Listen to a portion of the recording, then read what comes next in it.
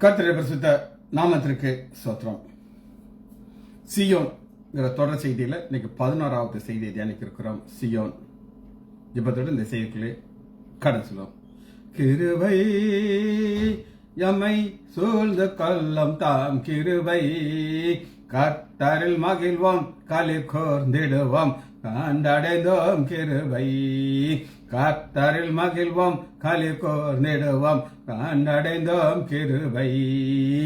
யோர்தானை கடந்து வந்தோம் எங்கள் இயேசுவில் பலன் அடைந்தோம், யோர்தானை கடந்து வந்தோம் எங்கள் இயேசுவில் பலன் அடைந்தோம். சேனையின் கர்த்தர் நம்மோடு இருந்தார், எல்லாம் பார்த்து கொள்வார். கிருபை எமை சூழ்ந்து கொள்ளும் தாம் கிருபை, கர்த்தரில் மகிழ்வோம் களி கோர்ந்திடுவோம் கண்டடைந்தோம் கிருபை. தேசமே பயப்படாதே, எங்கள் தேவன் கிரியை செய்கிறார். தேசமே பயப்படாதே, எங்கள் இயேசு கிரியை செய்கிறார். கால் வைக்கும் தேசம் இயேசு தருவார், காத்திருந்தே அடைவோம். கால் வைக்கும் தேசம் இயேசு தருவார், காத்திருந்தே அடைவோம். கிருபை எமை சூழ்ந்து கொள்ளும் தாம் கிருபை, கர்த்தரில் மகிழ்வோம் களி கோர்ந்திடுவோம் கண்டடைந்தோம் கிருபை.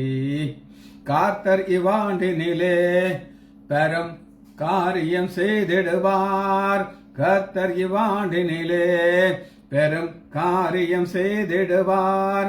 கால் வைக்கும் தேசம் இயேசு தருவார், காத்திருந்தே அடைவோம். கிருபை எமை சூழ்ந்து கொள்ளும் தாம் கிருபை, கர்த்தரில் மகிழ்வோம் களி கோர்ந்திடுவோம் கண்டடைந்தோம் கிருபை. ஆண்டுகள் நான்மையினால் முடி சூழ்ந்து வளம் பெருக, ஆண்டுகள் நான்மையினால் முடி சூழ்ந்து வளம் பெருக. தேசத்தின் சேமம் தேசத்தின் நன்மை தேவன் தருவார், காத்திருந்தே அடைவோம். தேசத்தின் சேமம் நன்மை தருவார், காத்திருந்தே அடைவோம். கிருபை எமை சூழ்ந்து கொள்ளும் தாம் கிருபை, கர்த்தரில் மகிழ்வோம் களி கோர்ந்திடுவோம் கண்டடைந்தோம் கிருபை. ஜாதி ஜனங்களையும் வந்து மோதி அசைத்திடுவார், ஜாதி ஜனங்களையும் வந்து மோதி அசைத்திடுவார். காத்து தவிக்கும் உள்ள மகிழும் கர்த்தரை வாழ்ந்திடுவார், காத்து தவிக்கும் உள்ள மகிழும் கர்த்தரை வாழ்ந்திடுவார். இயேசுவின் நாமத்தினாலே ஜெபங்கள் பிதாவே, ஆமென். கர்த்தருடைய பரிசுத்த நாமத்திற்கு ஸ்தோத்திரம்.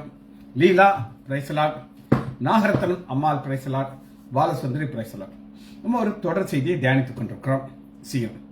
இன்னைக்கு தலைப்பு என்ன அப்படின்னு கேட்டீங்கன்னா, சியோன் மேல் இறங்கும் பனி. சியோன் மேல் இறங்கும் பனி. இப்ப நான் ஒரு சங்கீதத்தை காட்டப்போகிறேன்.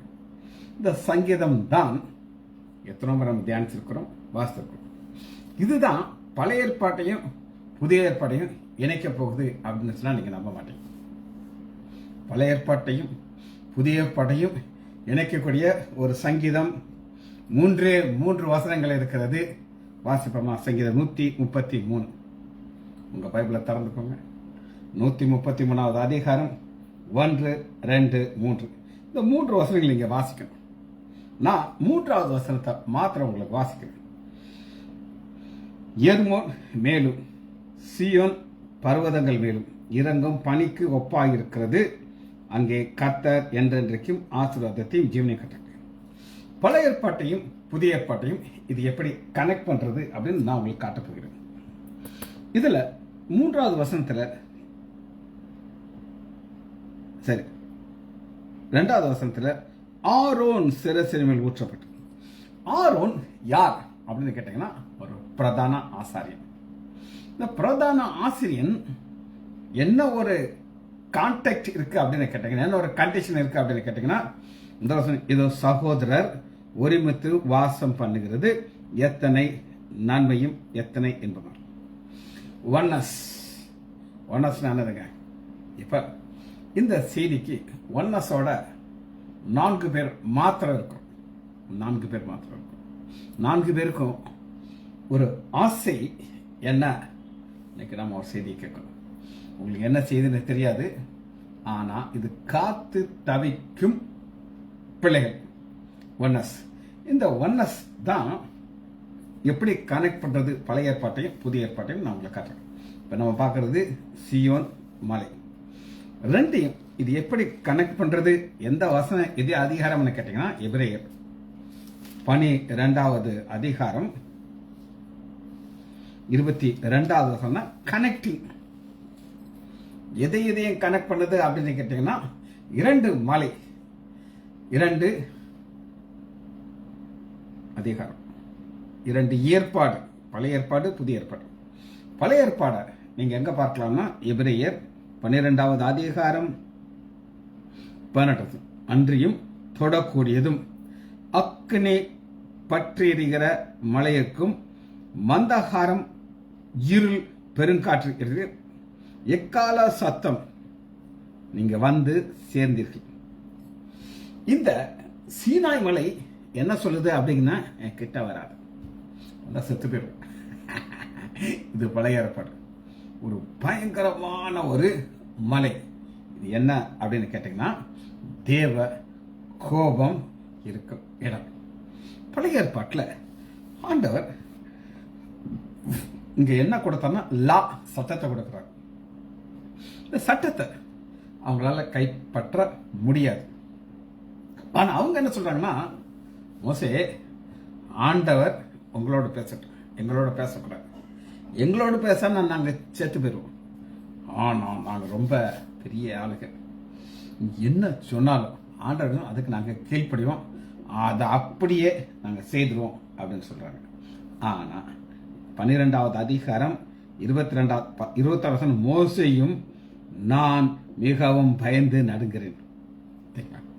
மோசே ஏறி போகிறாரு, பிரமாணத்தை ஆண்டோட கற்பனைகளை பெற்று வராரு. ஆனா நானும் அவருக்கும் பயம் உள்ள ஒரு இடம் தான் அந்த சீனாய் மலை. இப்ப அந்த சீனாய் மலையில தேவ கோபம் இருக்குது.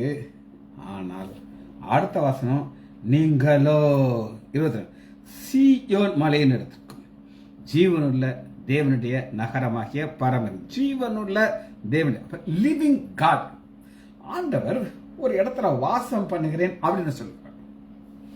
போன வாரம் செய்தியை நீங்க எத்தனை பேர் கேட்டீங்கன்னு எனக்கு தெரியாது. தாவீதை குறித்து நான் உங்களுக்கு சொன்னேன்.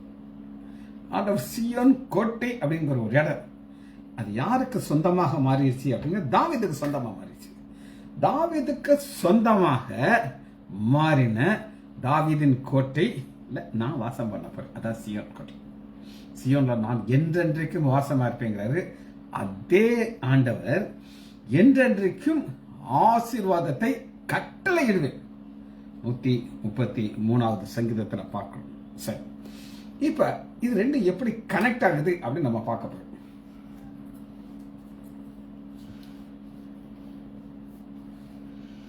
இப்ப நான் உங்களுக்கு 133வது அதிகாரம் முதல் வசனத்துல என்ன சொல்லிக் கொடுத்தேன்னா ஆசாரி. இந்த ஆசாரியர் இந்த கனெக்ஷன்ல எப்படி வருகிறார்கள் அப்படின்னு கேட்டீங்கன்னா 1 பேதுரு 2வது அதிகாரம் 9 நீங்களோ, இதே நீங்களோ தான் கனெக்டிங் வேர்டாக நான் உங்களுக்கு காமிச்சேன். பழைய ஏற்பாட்டையும் புதிய ஏற்பாட்டையும், சீனாய் மலையும் சீயோன் மலையும் கனெக்டிங் வேர்ட். எபிரேயர் 12வது அதிகாரத்தில் நீங்களோ, அதே நீங்களோ தான். இதெல்லாம் கொஞ்சம் ஆழமான சத்தியம். உங்க மைண்ட் ஃபுல்லா இங்க இருக்கணும். நான் என்ன சொல்ல சொல்லி, பழைய ஏற்பாட்டில் இருக்கிற தேவ கோபம் புதிய ஏற்பாட்டுக்குள்ள அது தேவ கோபம் அப்படியே கரிஞ்சு போறதற்கு காரணம் பனி. அந்த பனியை தான் நம்ம பார்க்கணும்.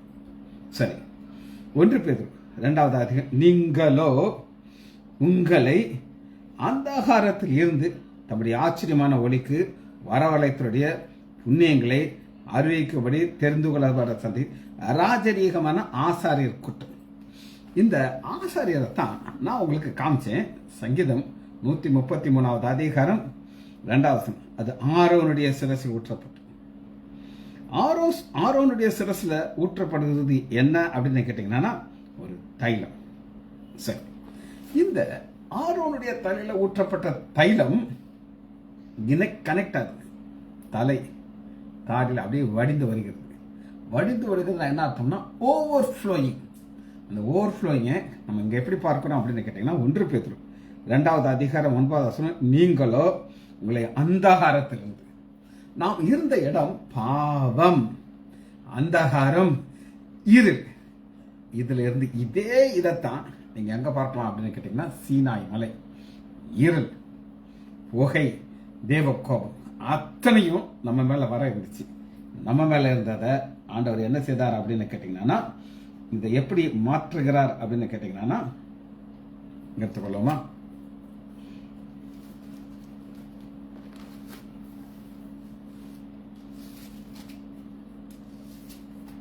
ரெண்டு சாமுவேல் 5வது அதிகாரம் 7வது. 2 சாமுவேல் 5:7.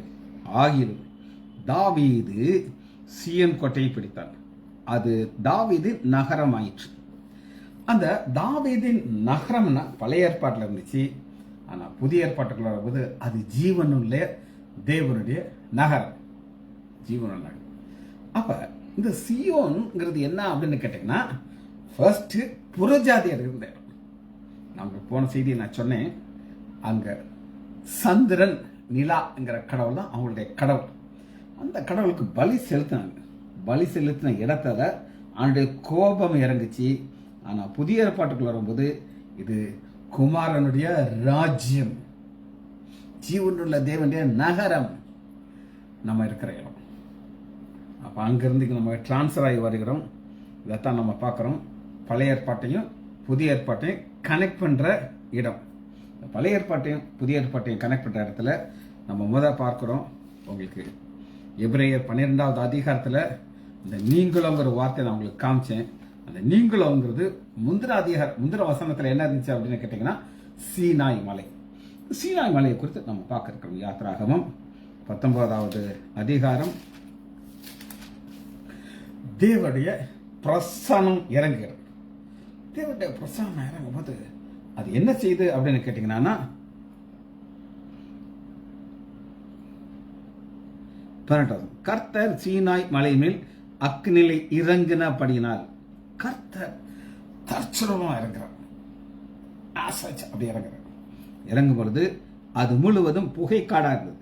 அந்த புகை சூழலே புகையில் மலை முழுவதும் மிகவும் அதிர்ந்தது. மலை முழுவதும் அதிர்ந்துச்சுன்னா, இப்ப ஒரு பூமி அதிர்ச்சி வந்துச்சுன்னா ரொம்ப வேண்டாம், லேசா ஒரு குழுக்குனாலே நம்மளாம் அலறடிச்சு ஓடிடும். ஆனா இப்படிப்பட்ட ஒரு இடத்துல இருந்து மக்கள் என்ன சொல்லுகிறார்கள் அப்படின்னு கேட்டீங்கன்னா, 21வது வசனத்துல, நீ இறங்கி போய் எச்சரி, நீ எங்கிட்ட வராத, don't come close to me, வந்தா நீ செத்து போயிடும். எப்படி இருக்கும்? பயங்கரமா இருக்கும். அதனால 20வது அதிகாரம் 19வது வசனத்துல மோசையை நோக்கி, நீர் எங்களோடு பேசும், நாங்கள் கேட்போம், தேவன் எங்களோடு பேசாதது பிறகு பேசினா நாங்கள் செத்து போயிடுவோம். தெளிவா சொல்றேங்க. ஆண்டவர் வராதேங்கிறாங்க, மோசே நானே பயப்படுறேங்கிறாங்க. ஆனா அப்படிப்பட்ட ஒரு பயம் உள்ள இடத்துல இது மரண பயம். இந்த தேவ கோபத்தை இன்னொரு வசனத்திலிருந்து நான் உங்களுக்கு காட்டுறேன். யாத்ராகமம் 32வது அதிகாரம் 10வது வசனம். 32:10. மோசேட்ட இந்த மக்களுடைய கேரக்டர் ஆண்டவர் தெரியும். நம்ம சிருஷ்டிக்கப்படுறதுக்கு முன்னாடி அவளுக்கு தெரியும், அம்மா இப்படித்தான் இருப்பேன்னு அவர் தெரியும். ஆனாலும் அவளுடைய செய்கைகளை பார்த்துட்டு, ஆகையால் என் கோபம் இவர்கள் மேலே மூலவும் நான் இவர்களை அழித்து போடும். இதான் காரண திட்டம். இவருடைய கோபம் அழிக்கிறது. கேட்டுக்கோங்க, நான் சொல்லல, என் பைபிள் சொல்லுது, உங்க பைபிள் சொல்லுது. இந்த தேவ கோபங்கிறது அவருடைய கேரக்டர். அப்படிப்பட்ட தேவன் என்ன செய்கிறார் அப்படின்னு கேட்டீங்கன்னா, ஒரு 12வது வசனத்தை நான் உங்களுக்கு வாசிக்கிறேன். மலையின் மேல் அவர்களை கொன்று போடும், பூமி மேல் இராதபடிக்கு அவர்களை நிர்மூலம் பண்ணும், அவருக்கு தீங்கு செய்வது, அவர் மேலே பரிதாபம் கொள்ளுங்கள் ஆண்டவரின்னு சொல்லி ஒரு ஜெபம் பண்ணுகிற ஒரு ஆசாரியன். மோசே எங்க ஆண்டவர் ஒரு பக்கம் இருக்கிறார் கோபத்துக்கு, இன்னொரு பக்கம் அழிவுக்கு ரெடியாக இருக்கிற இஸ்ரேல் மக்கள் இருக்கிறாங்க. திறப்பின் வாசல் நடுவது ஜெபம் பண்ணுகிறாங்க. அந்த ஜெபத்தை ஆண்டவர் கேட்டார். எப்படி கேட்டார் அப்படின்னு கேட்டீங்கன்னா 14வது வசனம் யாத்ராகமம் 32:14. அப்பொழுது கர்த்தர் தமது ஜனத்திற்கு செய்ய நினைத்தை தெங்க செய்யாதபடிக்கு பரிதாபம் கொண்டார். நம்முடைய தேவன் இறக்கப்படுகிற தேவன், அல்ல சந்தேகம் இல்லை. ஆனா அவர் எதிர்பார்க்கிறது யாராவது வந்து ஜெபிப்பாங்களான்ட்டு. இந்த ஜெபிக்கிற ஒரு பிரதான ஆசாரியனாக நம்ம பார்க்கிறோம். இந்த பிரதான ஆசாரியன் ஜெபிக்கிறார். இப்ப பழைய ஏற்பாட்டிலிருந்து புதிய ஏற்பாட்டுக்குள்ள வரும் பொழுது இந்த தேவ கோபம் இஸ்ரேல் மக்கள் மேல இருந்தது. இப்ப யார் மேல வருது அப்படின்னு கேட்டீங்கன்னா, தேவ கோபத்தை குறித்து ஒரு வசனத்தை உங்களுக்கு காட்டுறேன். ஓசியா 14வது அதிகாரம் 5வது வசனம். நான் இஸ்ரேலுக்கு பனியை போல் இருப்பேன். பனி, இந்த பனியை தான் நான் உங்களுக்கு சங்கீதம் 133வது வசனத்தில் காமிச்சது. இப்போ தேவ கோபம் அப்படியே பற்றி எரிந்துகிட்டு இருக்கு. அந்த நேரத்தில் ஆண்டவர் ஒரு வார்த்தை சொல்கிறார். அவன் லீலி புஷ்பத்தை போல் மலருவான், லீபனனை போல் வேறுன்றுவான். அவன் கிளைகள் ஓங்கி படரும். அவன் அலங்காரமான ஒலிவ மரத்தின் அலங்காரத்தில் அவனுடைய வாசனை. இதெல்லாம் செய்யறதுக்கு காரணம் என்ன அப்படின்னு கேட்டீங்கன்னா ஒன்றே ஒன்று தான். 9 கர்த்தருடைய வழி செம்மையானவர்கள். கர்த்தருடைய வழி, இந்த வழியைத்தான் புதிய ஏற்பாட்டில் நம்ம பார்க்கும்பொழுது ஆண்டவராகிய இயேசு கிறிஸ்து சொல்றாரு, நானே வழியும் சத்தியமும் ஜீவனுமா இருக்கேன். அப்ப நானேங்கிற வழி மேலதான் ஆண்டுடைய கோபம் இருக்குது.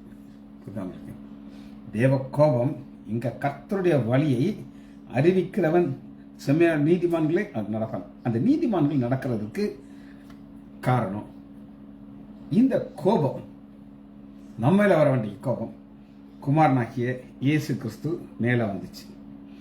இப்ப இந்த பனியை போல் அவர் இறங்குறார். இப்ப ஆண்டவராகிய இயேசு கிறிஸ்து தான் பனி அப்படின்னு நான் காட்டப்படுறேன். இந்த மேத்தமேட்டிக்ஸ் தெரியுமா உங்களுக்கு? அந்த மாதிரி சில வசனங்கள் மூலமாக நான் நிரூபிக்க போகிறேன்.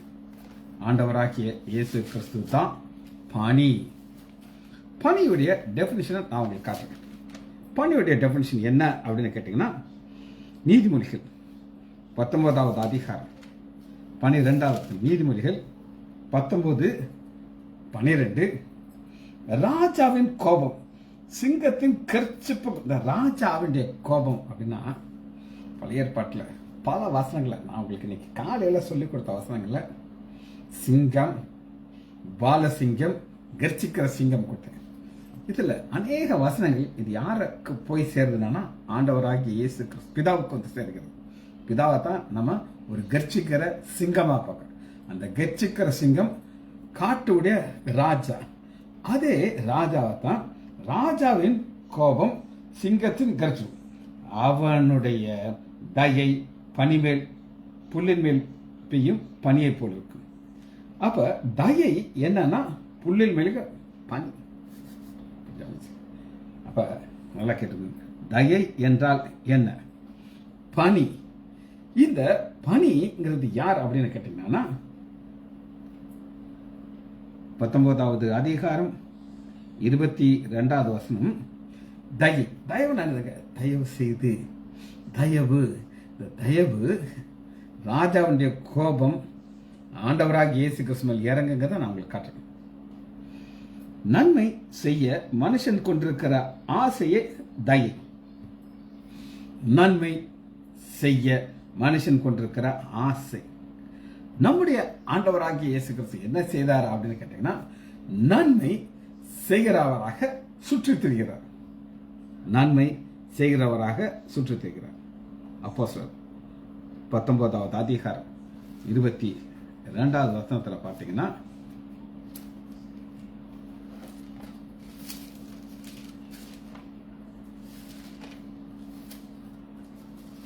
அப்போஸ்தலர்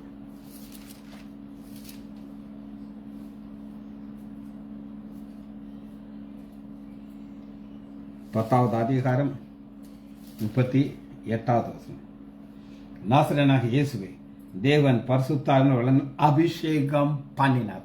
இந்த அபிஷேகங்கிறது ஒரு தைலம். அந்த அபிஷேகத்தை தான் சங்கீதம் 133வது அதிகாரத்தில் திரும்ப அந்த வசனத்தை நீங்க கண்ணால பார்க்கலன்னு உங்களுக்கு புரிய வச்சுது. இங்க ஆண்டவராகிய இயேசு கிறிஸ்து அபிஷேகம் பண்ணியிருக்கிறார். அந்த அபிஷேகத்தை தான் சங்கீதம் 133வது அதிகாரம் 2வது வசனம். அது ஆரோனுடைய சிரசின் மேல் ஊற்றப்பட்டு அவனுடைய தாடியின் மேல் வடிகிறது. அவன் நல்ல தைலத்திற்கு ஒப்பா இருக்கிறது. அந்த நல்ல தைலத்தை பிதாவாகிய தேவன் யார் மேல ஊற்றுகிறார்னா இயேசு கிறிஸ்து மேல ஊற்றுகிறார். அந்த தைலம் அபிஷேகம் அதை என்ன செய்கிறது? நன்மை செய்கிறவர் சுற்றுது. நன்மை செய்து கொண்டே இருக்கிறார்.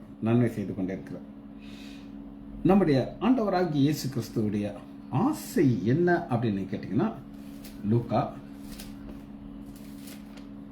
2வது அதிகாரம் 52வது. லூக்கா 2:52.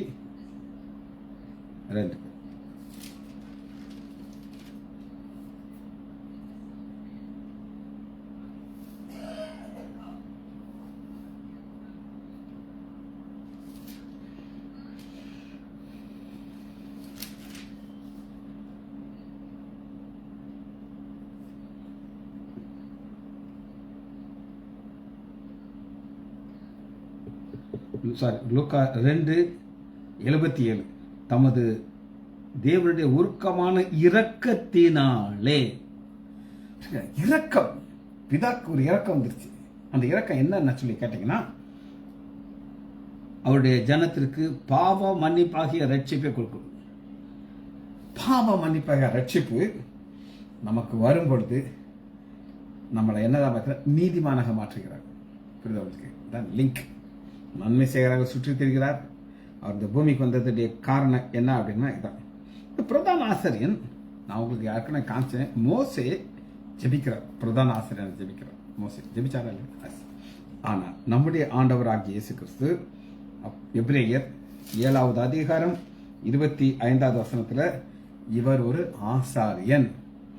இவர் மாறி போகாத ஆசிரியத்தை விடுகிறதுனால, அவர் இன்னைக்கும் ஜெபிச்சு கொண்டே இருக்கிறதுனால தேவ கோபம் நம்ம மேல வராம இது அவர் மேல வந்துச்சு. வாசிப்போமா? மேலும் தமது மூலமாக தேவனிடத்தில் சேருகிறவர்களுக்கு வேண்டுதல் செய்யும்படிக்கு அவர் எப்பொழுதும் உயிரோடு இருக்கிறபடினாலே அவர்களை முற்றுமுடிய ரட்சிக்க வல்லவர். இப்ப இந்த கனெக்டிங் வேர்டை உங்களுக்கு காட்டுறேன். லேட்டா வந்திருக்கீங்க நிறைய பேர். அவங்க இதை வசனத்தை வாசித்த தான் தெரியும். கனெக்டிங் வேர்டு எபிரேயர் 12வது அதிகாரம் 22. நீங்களோ. இந்த நீங்களோ எங்க காமிச்சேன் அப்படின்னு நீங்க பாத்தீங்கன்னா, 1 பேதுரு 2வது அதிகாரம் 9. நீங்களோ. அங்க ஒரு நீங்களோ, இங்க ஒரு நீங்களோ. அந்த நீங்களோ தான் இந்த நீங்களோ. நீங்களோ உங்களை அந்தகாரத்தில் இருந்து தம்முடைய ஆச்சரிய மொழிக்கு அறிவிக்க ராஜரீகமான ஆசாரிய கூட்டம். இந்த நீங்களோ எபிரேயர் 12வது அதிகாரம் 22. நீங்களும் சியோன் மலைக்கு. இப்ப நம்ம சியோன் மலைக்கு வந்தாச்சு. ஆனா முன்னாடி நீங்க பார்த்தது 18ல இருந்து 21 வசனம் வரை சீனாய். பழைய ஏற்பாடு புதிய ஏற்பாடு கனெக்ட் பண்றதுக்கு நீங்களும். பழைய ஏற்பாட்டுல தேவ கோபம். ஆனா புதிய ஏற்பாட்டுக்குள்ள வரும்போது நம்ம எங்க வந்துட்டோம்னா ஜீவனுள்ள தேவனுடைய நகரத்திற்கு வந்து சேர்ந்தாச்சு. இங்க வந்து சேர்ந்ததுக்கு ஒரே ஒரு காரணம். தேவன் என்ன செய்தார்னா தம்முடைய கோபத்தை யார் மேல ஊற்றினார் அப்படின்னு கேட்டீங்கன்னா, குமாரனாகிய இயேசு கிறிஸ்து மேல ஊற்றினார். ஊற்றுனால அந்த தேவ ஆட்டுக்குட்டி பலியாகுது. என் தேவனே ஏன் என்னை கைவிட்டு சொல்றாரா? ஆனா சிறுவில மறிக்கிறார். தேவ கோபம் அதோட முடியுது. தேவ கோபம் முடிந்த உடனே என்ன நடக்குது அப்படின்னு கேட்டீங்கன்னா, வாசிப்போமா? மீகா 5வது அதிகாரம் 7வது வசனம். மீகா 5:7.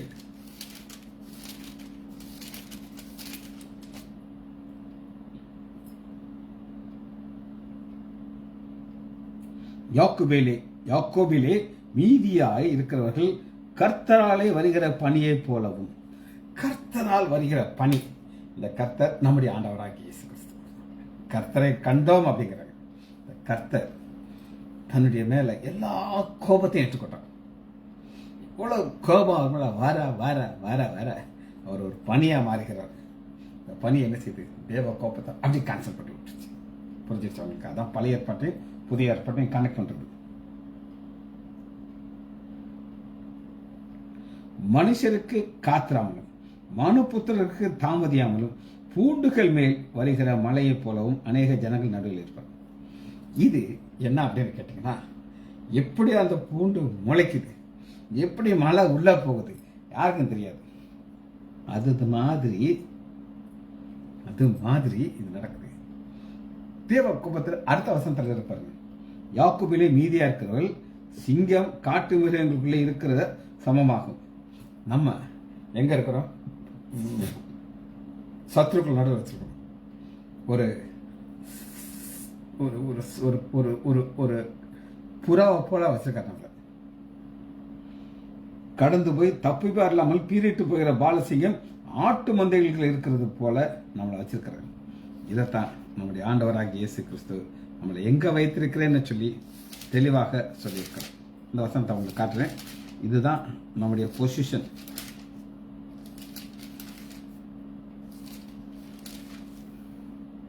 மத்தேயு 10வது அதிகாரம் 16 ஆடுகளை ஓநாய்க்குள் அனுப்புறது போல இதோ நாங்கள் உள்ளே அனுப்புகிறேன். எப்ப அனுப்புறாரு? அபிஷேகத்தை கொடுத்து அனுப்புறாரு. அபிஷேகம் பரலோகத்திலிருந்து ஆவியானவர் அப்போஸ்தலர் 2வது இறங்குறார். ஒரு வல்லமையை கொடுக்கிறார். எப்படி ஆண்டவராக இயேசு கிறிஸ்து நன்மை செய்கிறவராக சுற்றி திரிகிறாரோ அப்படி ஸ்ரீசலை மாற்றிக்கிறார். இந்த வசனத்தை நான் முடிச்சு சொல்றதுக்கு முன்னாடி சில காரியங்கள் சொல்லி முடிக்க போகிறேன். அப்போஸ்தலர் 22வது அப்போஸ்தலர் 2வது அதிகாரம். இதை நம்ம எங்க கனெக்ட் பண்றோம் அப்படின்னு கேட்டீங்கன்னா 133வது அதிகாரம் 1 வசனம். இதோ சகோதரர்கள் ஒருமித்து வாசம் பண்ணுகிறது எத்தனை நான்கு. பழைய ஏற்பாட்டில் இஸ்ரேல் மக்கள் எங்கேயும் ஒன்னா இருந்தா நீங்க பார்க்க முடியாது. எல்லாம் வணங்க கழுத்துள்ளவர்கள் அப்படிதான் இருந்தாங்க. ஆனா புதிய ஏற்பாட்டில் ஒன்ன நாங்கள் காட்டுறோம். அப்போஸ்தலர் 2வது அதிகாரம் 44 வசனம். விசுவாசிகளும் ஒருமித்து இருந்து சகலத்தையும் பொதுவாக அனுப்பிப்பார். ஒன்னஸ் வந்துருச்சா? இந்த ஒன்னஸ் வந்தா தான் ஆசீர்வாதம் கிடைக்கும். இது இல்லைன்னா இது கிடைக்காது. அதான் நம்ம பார்க்குறோம். சங்கீதம் 133வது அதிகாரத்தில் இதோ சகோதரர்கள் ஒருமித்து வாசம் அது ஆரோன் சிரசின் மேல் ஊற்றப்பட்டு. ஆரோன் சிரசு மேல ஊற்றுட்டாங்கன்னா ஆரோனுக்காக ஆண்டவர் ஒரு தைலத்தை ஆயத்தம் பண்ணுகிறார். பழைய ஏற்பாட்டில் ஒரு தைலத்தை ஆயத்தம் பண்ணுகிறார். புதிய ஏற்பாட்டில் ஆவியானவரே நம்ம இறங்குறார். இறங்கி நமக்கு ஒரு அபிஷேகத்தை கொடுக்கிறார். அபிஷேகத்தை கொடுக்கும்போது 3வது ஏர்மோன் மேலும் சீயோன் பர்வதத்தின் மேலும் இறங்குகிற பனிக்கு ஒப்பாய் இருக்கிறது. பனிக்கு ஒப்பாய், பனி கிடையாது. பனிக்கு ஒப்பாய்னா எப்படி ஆண்டவராக இயேசு கிறிஸ்து மேல அத்தனை கோபத்தையும் பிதாவாகிய தேவன் ஊத்தினாரோ ஊத்திட்டு இயேசு மரிக்கிறார். நம்முடைய பாவம் சேர்ந்து மறிக்கப்படுகிறது. நம்மளை ஆண்டவர் பார்க்கும்போது எப்படி பார்க்கிறார் அப்படின்னு கேட்டீங்கன்னா, அங்கே எங்கே சொல்லுங்க, எங்கே அந்த பாவம் மன்னிக்கப்படுகிறது, தேவ கோபம் கேன்சல் ஆகுது, இந்த ஆசீர்வாதம் வருது. அங்கே கர்த்தர் என்றென்றைக்கும் ஆசீர்வாதத்தையும் ஜீவனையும். ஆசீர்வாதம் ஜீவன், ஜீவன் நித்திய ஜீவன், நித்திய ஜீவனை நான் உங்களுக்கு கொடுப்பேன் என்பது அவர் கொடுத்த வாக்குத்தத்தம். இந்த வாக்குத்தத்தை நம்ம பெற்றுக்கொள்வதற்கு ஆண்டவராகிய இயேசு கிறிஸ்து ஒரு பாதையின் வழியாக செல்கிறார். சென்று நமக்கு பணியாக மாறி ஒரு கூல்னஸை கொடுத்து பிதாவுடன் நம்ம ஐக்கியப்படும். ஜெபிச்சு முடிப்போமா? மகா இரக்கமும் கரைவேமுள்ள பிதாவே துதிக்கிறோம் ஐயா.